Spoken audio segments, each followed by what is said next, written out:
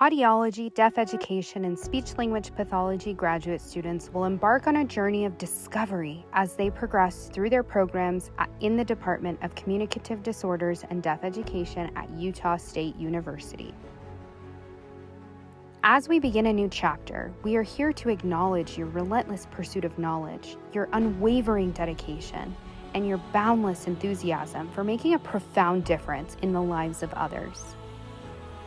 As you step into this exciting new phase of your lives, understand that the path you're taking is more than just a career choice. It's a calling to become champions of communication and advocates for those we serve.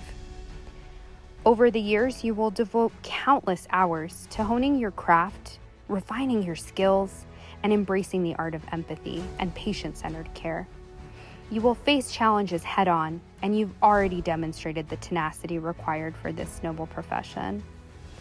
As you embark on this incredible journey, you are not only advocates for your patients and clients, but also for your field. You have the power to make an enduring impact on the lives of individuals with communication differences and who are deaf or hard of hearing, to inspire and empower them to reach their full potential.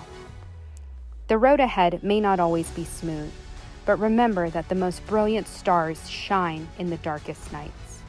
Your dedication, resilience, and determination will be your guiding lights. Embrace challenges as opportunities to learn and grow. In these moments of doubt, recall why you embarked on this journey. Reflect on the faces of those you've already helped and the countless lives you will touch in the future.